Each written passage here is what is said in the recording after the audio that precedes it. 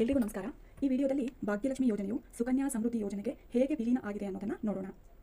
2020 ಅಕ್ಟೋಬರ್ನಲ್ಲಿ ಕರ್ನಾಟಕ ರಾಜ್ಯ ಸರ್ಕಾರವು ಭಾಗ್ಯಲಕ್ಷ್ಮಿ ಯೋಜನೆಯನ್ನು ಮರುವಿನ್ಯಾಸಗೊಳಿಸಿ ಭಾರತೀಯ ಅಂಚೆ ಇಲಾಖೆಯ ಸುಕನ್ಯಾ ಸಮೃದ್ಧಿ ಯೋಜನೆಯ ಮೂಲಕ ಜಾರಿಗೆ ತರುವ ನಿರ್ಧಾರವನ್ನು ಕೈಗೊಳ್ಳುತ್ತೆ.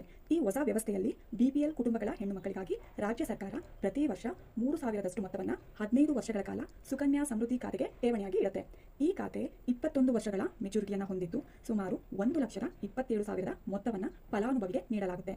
ಇನ್ನು ಇಲ್ಲಿನ ಪ್ರಮುಖ ಬದಲಾವಣೆಯನ್ನು ನೋಡಿದರೆ, ಹಳೆ ವ್ಯವಸ್ಥೆಯಲ್ಲಿ ಭಾಗ್ಯಲಕ್ಷ್ಮಿ ಯೋಜನೆ ಮೊದಲು LIC ಮೂಲಕ ಕಾರ್ಯವನ್ನು ನಿರ್ವಹಿಸುತ್ತಿತ್ತು ಮತ್ತು ಹೆಣ್ಣು ಮಕ್ಕಳಿಗೆ ಬಾಂಡ್ಗಳ ರೂಪದಲ್ಲಿ ಹಣವನ್ನು ನೀಡಲಾಗ್ತಿತ್ತು. ಆದರೆ ಈಗ ಹೊಸ ವ್ಯವಸ್ಥೆ ಅಂದರೆ ಯೋಜನೆಯು ಸುಕನ್ಯಾ ಸಮೃದ್ಧಿ ಯೋಜನೆ ರೂಪದಲ್ಲಿ ಅಂಚೆ ಇಲಾಖೆಯ ಮೂಲಕ ಜಾರಿಗೆ ಬಂದಿದೆ ಮತ್ತು ಸರ್ಕಾರನೇ ಖಾತೆಗೆ ನೇರವಾಗಿ ಹಣವನ್ನು ಠೇವಣಿ ಮಾಡುತ್ತೆ.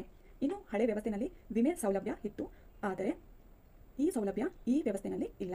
ಹಳೆಯ ಯೋಜನೆಯಲ್ಲಿ ಪೋಷಕರ ನಿಧನದ ಸಂದರ್ಭದಲ್ಲಿ ವಿಮೆ ಸೌಲಭ್ಯ ಲಭ್ಯ ಇತ್ತು, ಆದರೆ ಹೊಸ ವ್ಯವಸ್ಥೆಯಲ್ಲಿ ಈ ಸೌಲಭ್ಯ ಲಭ್ಯವಿಲ್ಲ.